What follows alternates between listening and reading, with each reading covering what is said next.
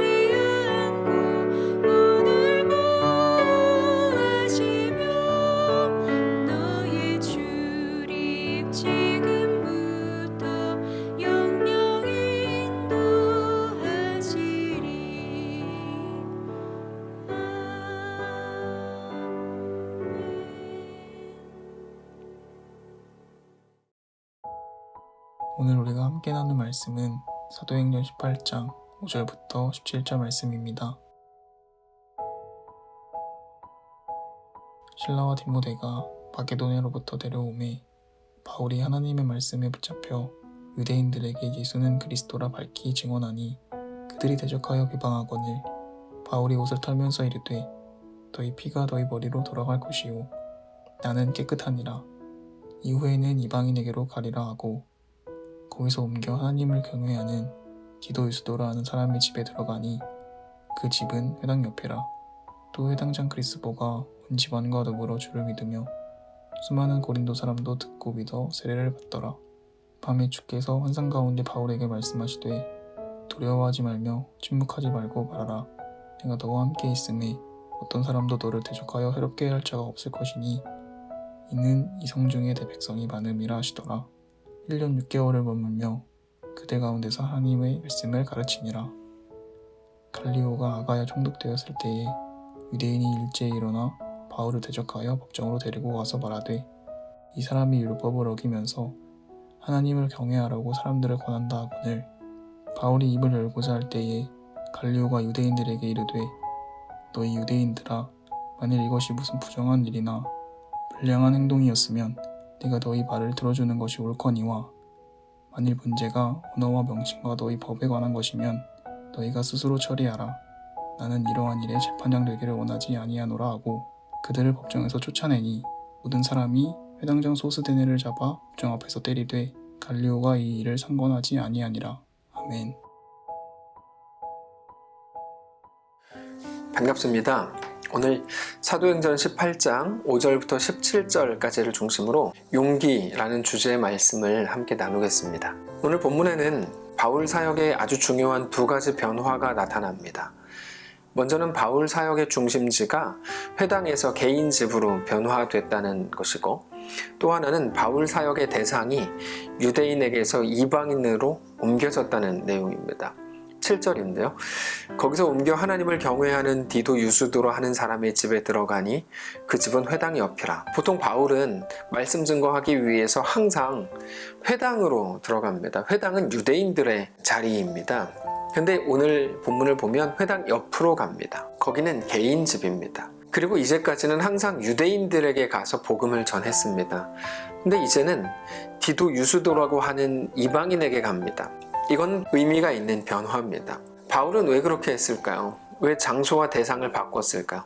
5절 때문입니다. 5절 6절을 보시면 실라와 디모데가 마게도냐로부터 내려오매 바울이 하나님의 말씀에 붙잡혀 유대인들에게 예수는 그리스도라 밝히 증언하니 그들이 대적하여 비방하거늘 바울이 옷을 털면서 이르되 너희 피가 너희 머리로 돌아갈 것이요 나는 깨끗하니라. 이후에는 이방인에게로 가리라 하고. 바울은 처음에 어쩌면 너무 당연하게도 유대인들에게 복음을 전했습니다. 근데 유대인들이 복음을 받아들이지 않았습니다. 복음을 받아들이기는커녕 오히려 거부하고 배척하고 박해하고 바울을 죽이려고 했습니다. 그거는 단순한 위협이 아니었고 실제적인 폭력이었습니다. 그것도 그런 일을 한두 번 겪은 게 아니었습니다. 그렇게 쫓겨나고 또 쫓겨났습니다. 그래서 이제 회당이 아닌 회당 옆집으로 유대인이 아닌 이방인에게 간 것입니다. 근데 그렇게 쫓겨나고 또 쫓겨났다는 것이 무엇을 의미하는가 하면 바울은 그 상황에서도 복음 전하는 것을 포기하지 않고 전하고 또 전했다는 의미이기도 합니다.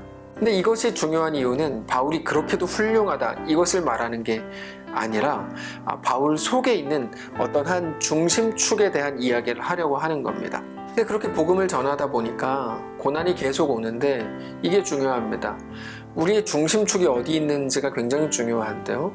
고난이 오니까 너무 힘들다, 싫다, 이거 그만할까? 이게 아니라 시각 자체가 달랐다는 것을 이제 중요한 포인트인데 나를 향한 하나님의 부르심이 조금 다른 곳에 있을지도 모르겠다라는 생각을 그때 했다는 겁니다. 고난이 왔을 때 단순히 그게 좋다, 싫다 이게 아니고 그것을 통한 하나님의 부르심, 이끄심, 새로운 사명과 사역을 바라보려고 하더라는 것입니다. 그냥 단지 여기가 싫으니까 뭐 다른 교회로 옮기라는 건가? 뭐 이런 게 아니고 그건 나에게 집중되어 있기 때문에 그런 생각을 하는 건데 그 순간에도 하나님께 집중하고 있더라는 것이죠. 그러니까 내 감정과 관계없이 이 상황에서 내가 어떻게 하기를 하나님이 원하십니까? 라고 물을 수 있는 것입니다. 그러면 그때 다른 게 보이기 시작한다는 겁니다. 그래서 그거를 더 구체적으로 확인하게 된 사건이 오늘 본문 사도행전 18장인 것입니다. 사도행전 18장에는 두 도시가 나옵니다. 하나는 고린도이고 또 하나는 에베소입니다. 이 두 도시에서 바울이 공통적으로 겪은 일이 있는데 그건 바로 유대인들의 거부입니다. 물론 이전에도 이런 일들이 있었습니다. 근데 그때는 그냥 도망치는 게 전부였는데 이번에는 조금 다른 선택을 하더라는 거죠. 유대인이 아닌 이방인에게 가보더라는 겁니다. 그리고 하나님께서는 이방인들에게서 귀한 복음 증거의 열매가 나타나게 하시더라는 겁니다. 그 일이 계속해서 반복되더라는 것이죠. 그래서 7절을 보면 고린도에서 있었던 일인데 거기서 옮겨 이런 말이 나옵니다. 거기서 옮겨서 옆으로 가고 회당 옆으로 가고 이방인에게로 가는 거죠.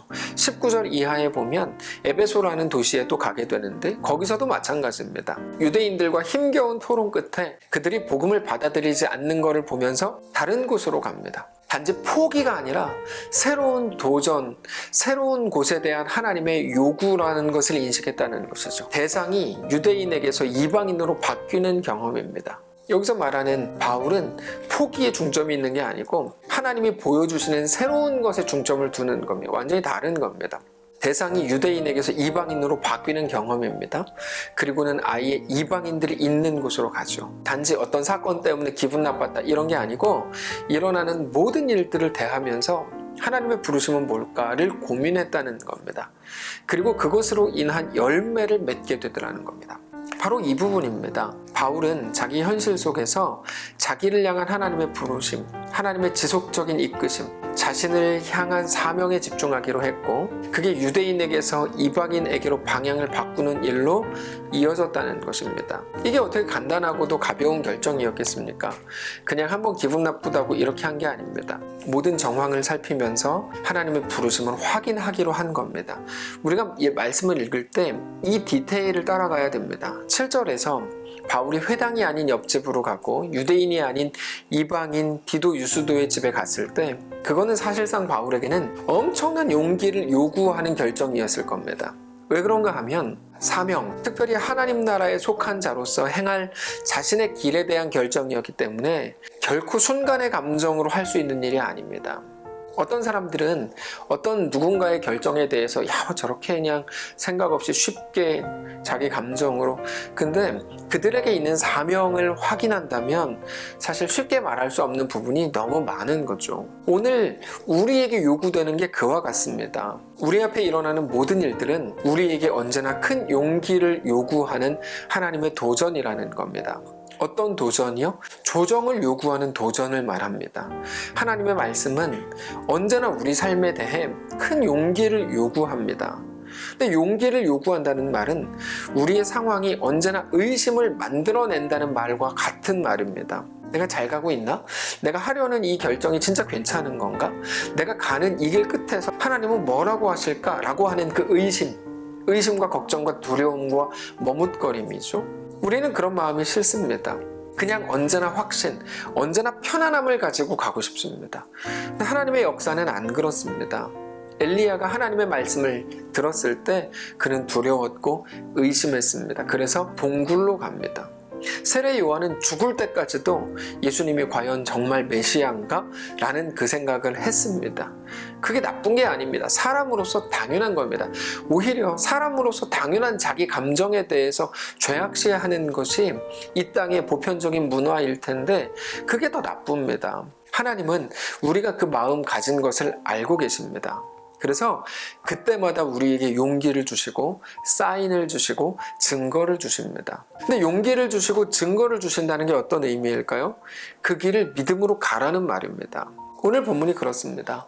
하나님께서는 어떤 열매를 보여주시면서 내가 너의 결정을 지지한다, 이런 증거를 주십니다. 그게 8절입니다. 또 해당장 그리스보가 온 집안과 더불어 주를 믿으며 수많은 고린도 사람도 듣고 믿어 세례를 받더라. 이 회당장 그리스보는 바울의 이방 선교의 첫 번째 열매입니다. 그가 온 집안과 더불어 예수를 믿게 됩니다. 근데 한 번에 어떤 이런 일이 일어났다고 해서 죽을 때까지 바울이 그거 붙들고 가는가?